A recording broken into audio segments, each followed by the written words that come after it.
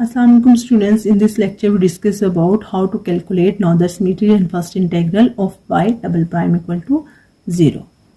अब स्टूडेंट्स हमें equation given है y double prime equal to 0. ये हमारे पास ओडी इक्वेशन है और इस इक्वेशन का हमने Noether symmetries and first integral find out करना है. तो जब हमने नोएथर सिमेट्रीज फाइंड आउट करनी है तो उसके पहला जो है स्टेप है हमारे पास कि हमने ये देखना है कि y double prime equal to 0 हमारे पास एग्जैक्ट लैग्रांजियन है या नहीं. अगर तो हमारे पास ये इक्वेशन जो है वो सेटिस्फाई कर देगी लैग्रांजियन इक्वेशन को, आइलर लैग्रांजियन इक्वेशन को, तो देन हम कहेंगे कि हमारे पास एग्जैक्ट लैग्रांजियन है. तो आइए देखते हैं हमने क्वेश्चन को कैसे स्टार्ट करना है और किस तरह सोल्व करना है. सबसे पहले हम सॉल्यूशन की तरफ चलते हैं और हम कंसीडर करते हैं लैग्रांजियन को. अब आप लोगों ने कैसे ये लिखना है इन लैग्रांजियन. हमारे पास है y double prime equal to 0. तो हम कैसे लिखेंगे, इसे डिनोट करेंगे L से एंड इज इक्वल टू, यहाँ पे डबल प्राइम है तो इसमें हम एक कम कर देंगे, ये हमारे पास y प्राइम हो जाएगा और इसकी पावर 2 है और पावर 2 करेंगे और डिवाइड भी 2 कर देंगे, इसका हाफ कर देंगे. ठीक है. चेक वेदर लैग्रांजियन एग्जैक्ट और नॉट. पहले आप लोगों ने इस इक्वेशन को इस तरह राइट डाउन कर लेना है, देन आप लोगों ने देखना है कि ये हमारे पास लैग्रांजियन है या नहीं. ठीक है. अगर ये इक्वेशन हमारे पास इस तरह आ जाती है y double prime plus y equal to 0, तो देन अगर हमने इसका लैग्रांजियन लिखना है तो हम लिखेंगे y dash square by 2 plus y2 by 2 equal to 0. इस तरह हम लैग्रांजियन लिखेंगे. तो ये लैग्रांजियन लिखने का तरीका है कि अगर हमारे पास गिवन ओडी इक्वेशन है तो हमने उसका लैग्रांजियन किस तरह राइट डाउन करना है. ठीक है. तो सिंपली हमने ये जी इसका गिवन इक्वेशन का लैग्रांजियन राइट डाउन कर लिया है. अब हमने ये देखना है कि ये लैग्रांजियन हमारे पास एग्जैक्ट है या नहीं. तो ये देखने के लिए हमने ये दिखाना है कि ये लैग्रांजियन आइलर लैग्रांज इक्वेशन को सेटिस्फाई करती है. तो स्टूडेंट्स सिंपली हम ये करेंगे कि हमारे पास जो आइलर ऑपरेटर था जो कि हमने प्रीवियस वीडियो में डिफाइन किया, अगर आप लोगों ने नहीं देखी तो आप प्रीवियस वीडियो देख सकते हैं जिसमें हमने डिफाइन किया थे कुछ फार्मूलाज नोएथर सिमेट्री से रिलेटेड. तो उसमें हमने आइलर ऑपरेटर डिफाइन किया था. आइलर ऑपरेटर जो है वो हमने किस पे लगाना है, हमने लैग्रांजियन जो एल लिखा है इसको इस पे हमने आइलर ऑपरेटर डिफाइन कर देना है, जो कि हमारे पास है del L by del y equal to del L by del y minus d x. And ये हमारे पास डी एक्स जो है वो टोटल डेरिवेटिव है partial l by partial y prime. तो यहाँ पे हमारे पास एल जो है वो हमारे पास क्या है वाई डैश स्क्वायर बाई 2. तो यहाँ पे हम एल की वैल्यू लिख देंगे. एल की वैल्यू लिखने के बाद आप लोगों ने सोल्व आउट करना है कि यहाँ पे हमारे पास जो डेरिवेटिव आएगा with respect to y prime वो 2 वाई प्राइम आएगा. 2 से कैंसिल हो जाएगा तो हमारे पास वाई प्राइम आ जाएगा. ठीक है. और अगर हम वाई प्राइम का with respect to y derivative देखेंगे तो हमारे पास 0 हो जाएगा. ठीक है. तो यहाँ पे जी हम एज इट इज इस टर्म को लिख देंगे. नेक्स्ट देखें, अब हमने टोटल डेरिवेटिव को अप्लाई करना है y डैश पर. तो टोटल डेरिवेटिव का फार्मूला हमारे पास है partial by partial x plus y prime partial by partial y plus y double prime partial by partial y prime plus so on. ये हमने y प्राइम पर अप्लाई कर देना है. जब हम टोटल डेरिवेटिव का फार्मूला इस पर अप्लाई करेंगे तो हम देखेंगे कि विद रिस्पेक्ट टू x अगर इस टर्म का डेरिवेटिव लें तो 0 आएगा. अगर विद रिस्पेक्ट टू y हम y प्राइम का डेरिवेटिव लेंगे तो 0 आएगा क्योंकि ये एज अ कॉन्स्टेंट यूज होगा. ठीक है. और अगर with respect to y prime हम इसका डेरिवेटिव लेंगे तो 1 आएगा. तो हमारे पास आंसर क्या आएगा y डबल प्राइम. और हमने गिवन इक्वेशन में देखा कि y डबल प्राइम किसके इक्वल है 0 के. हमें गिवन है कि y डबल प्राइम किसके इक्वल है 0 के. अगर ये 0 के इक्वल है तो हमारे पास del L by del Y किसके इक्वल आ रहा है 0 के. तो ये हमारे पास आइलर लैग्रांज इक्वेशन को सेटिस्फाई कर रहा है. तो देन हम कहते हैं कि जो लैग्रांजियन हमने गिवन लैग्रांजियन लिया था उस पर हमने आइलर ऑपरेटर लगाया है तो वो हमें 0 वैल्यू दे रहा है. तो इसका मतलब हमारा लैग्रांजियन जो है वो एग्जैक्ट है कि जो हमने लेट किया कि गिवन इक्वेशन हमारे पास ही y double prime equal to 0, हमने लेट किया कि हमारे पास इसका लैग्रांजियन जो है वो क्या है y प्राइम स्क्वायर बाय 2 है. अब उस पर हमने जब आइलर ऑपरेटर लगाया तो उसने हमें ये बताया है, आइलर ऑपरेटर डिफाइन करने के बाद हमें ये पता चला है कि ये इक्वल टू 0 है और इसने हमारी कंडीशन को सेटिस्फाई कर दिया है. तो जो लैग्रांजियन हमने लिया है वो हमारे पास एग्जैक्ट लैग्रांजियन है. अगर लैग्रांजियन एग्जैक्ट है तो देन हम नोएथर सिमेट्रीज फाइंड आउट करेंगे. तो हम लिख लेंगे नोएथर सिमेट्री फार्मूला जो कि हमारे पास है XL। जो कैपिटल X है यहाँ पे वो डिनोट करता है ली बैकलैंड ऑपरेटर को, और L जो है वो लैग्रांजियन होगा, प्लस यहाँ पे हम लैग्रांजियन की वैल्यू लिखेंगे। देन टोटल डेरिवेटिव dx जो है वो एक्साई पर अप्लाई होगा, और एक्साई हमारे पास x और y का फंक्शन है, equal to total derivative b पर लगेगा, और b हमारे पास कांस्टेंट है जो कि x एंड y का फंक्शन होगा, सेम जैसे एक्साई है। ठीक है, तो ये था हमारा नोदा सिमेट्री फार्मूला। अब हमने नोदा सिमेट्रीज कैसे फाइंड आउट करनी है, हमारे पास क्वेश्चन है फाइंड नोदा सिमेट्री ऑफ, हम नोदा सिमेट्री फाइंड करनी है L is equal y prime square by 2, क्योंकि हमने ये लैग्रांजियन डिफाइन किया कि ये एग्जैक्ट लैग्रांजियन है, तो अब हम नोदा सिमेट्रीज की फाइंड आउट करेंगे। तो उसके लिए हम क्या करेंगे, हम ली बैकलैंड ऑपरेटर लगाएंगे L पर। जब हम ली बैकलैंड ऑपरेटर L पर लगाएंगे तो वो किस तरह लगाएंगे, हमारे पास ऑपरेटर है एक्साई पार्शियल बाय पार्शियल x, ये L पर अप्लाई होगी, इसकी हर टर्म जो है वो L पर अप्लाई होगी। जब L पर अप्लाई होगी मतलब हम L की वैल्यू लिख देंगे, और इस L की वैल्यू का विद रिस्पेक्ट टू जब हम x डेरिवेटिव लेते हैं तो ये y प्राइम में है तो ये 0 आ जाएगा। जब हम y प्राइम का विद रिस्पेक्ट टू y लेंगे तो ये टर्म 0 आ जाएगी, plus row x partial by partial y prime square by 2, तो y प्राइम है तो इसका डेरिवेटिव 2 y प्राइम बाय 2 आ जाएगा, 2 से कटिंग एंड y प्राइम। तो यहाँ पे हमारे पास जो फाइनल वैल्यू आ जाएगी वो रो x y प्राइम होगी। आप लोगों ने यहाँ पे रो x की वैल्यू को पुट करना है। तो यहाँ पे देखिए प्रीवियस लेक्चर में हमने फार्मूला को डिस्कस किया था कि रो एक्स किसके इक्वल होता है, total derivative of eta minus y prime total derivative of xi के इक्वल होता है।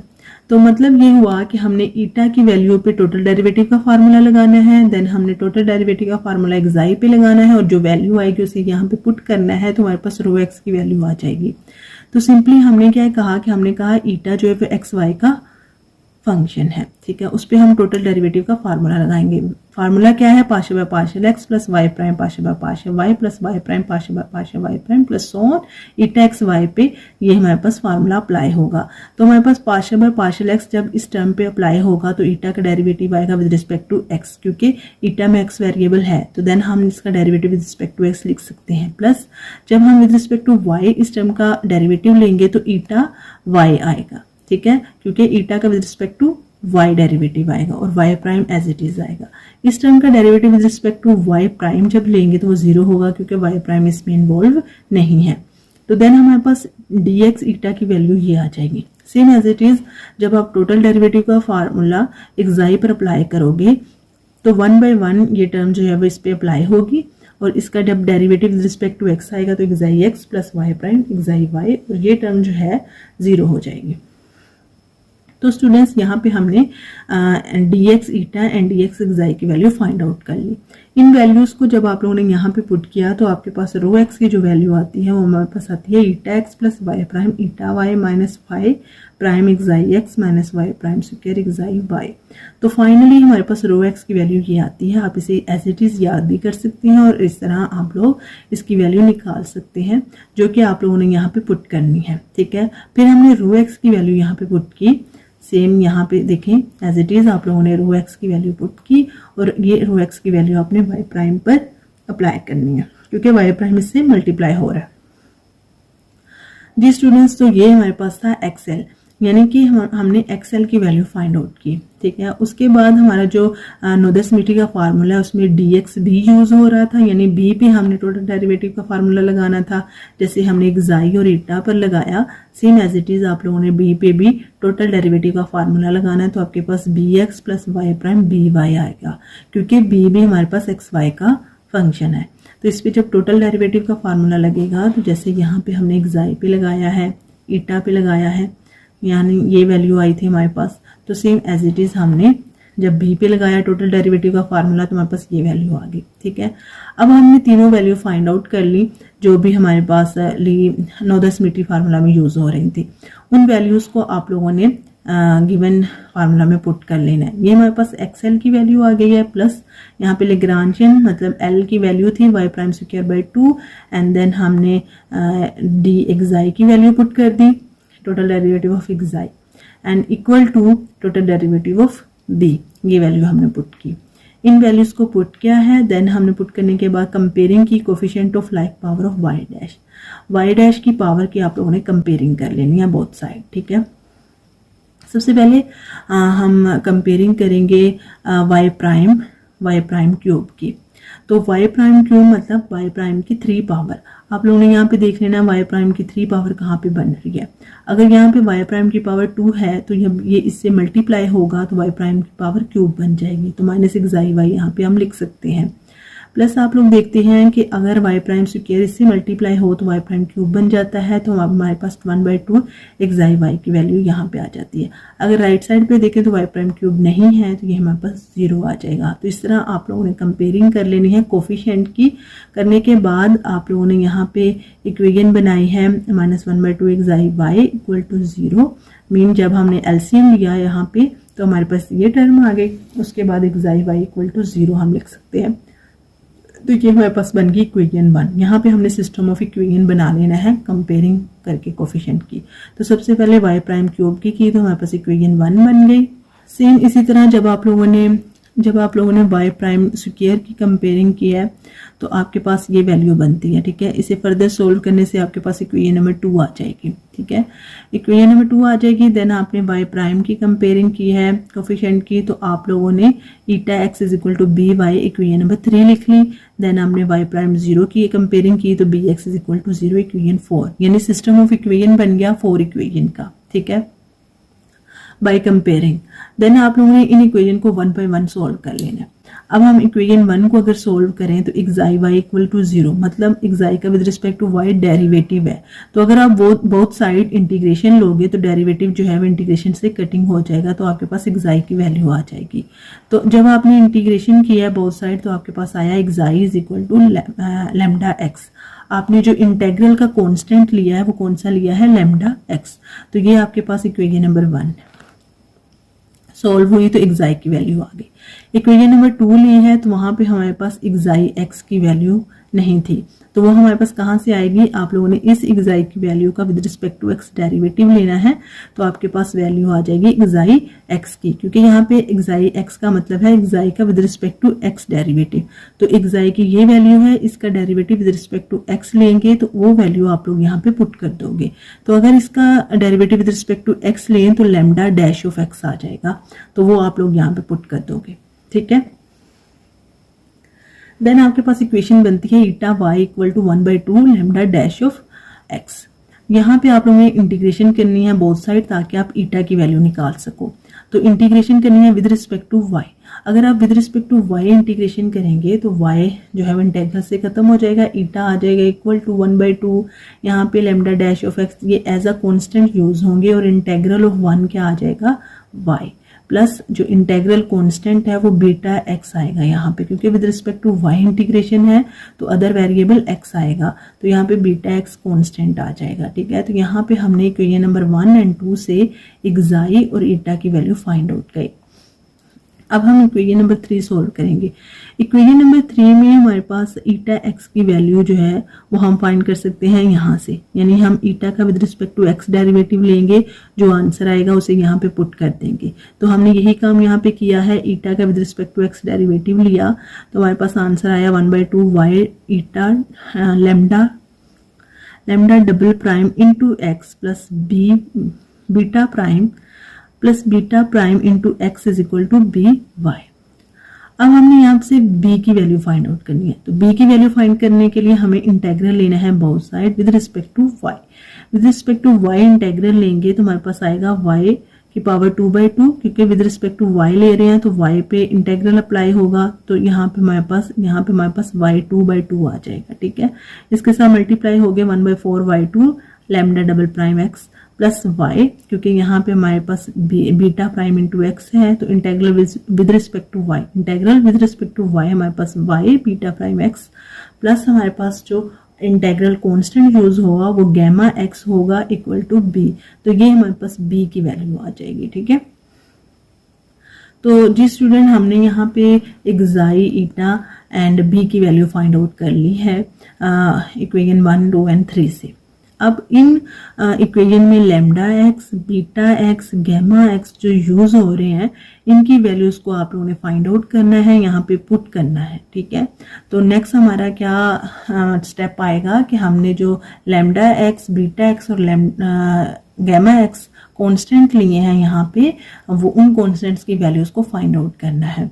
तो हम देखते हैं कैसे फाइंड आउट करना है। हम इक्वेशन नंबर 4 लेंगे। इक्वेशन नंबर 4 है bx is equal to 0। bx का मतलब है कि b की जो वैल्यू आई है उसका derivative with respect to x। अगर हम इसका derivative with respect to x लेंगे तो x वाली टर्म पर डेरिवेटिव अप्लाई हो जाएगा, तो हमारे पास ये इक्वेशन ये बन जाएगी। ठीक है, तो हम यहाँ पे वैल्यू पुट करेंगे, इसका derivative with respect to x लेंगे, जो वैल्यू आएगी उसे यहाँ पे पुट करेंगे इक्वल टू 0, तो ये इक्वेशन बन जाएगी। जब हम इस इक्वेशन में coefficient of y square and y को कंपेयर करेंगे, तो अगर हम y स्क्वायर को कंपेयर करेंगे तो हमारे पास आ जाएगा 1/4 lambda triple prime into x is equal to 0। यहाँ से हमारे पास इक्वेशन बनेगी lambda triple prime into x is equal to 0, equation 5 बन जाएगी। फिर हम जब y को करेंगे कंपेयर तो हमारे पास beta double prime into x is equal to 0, equation 6 बन जाएगी।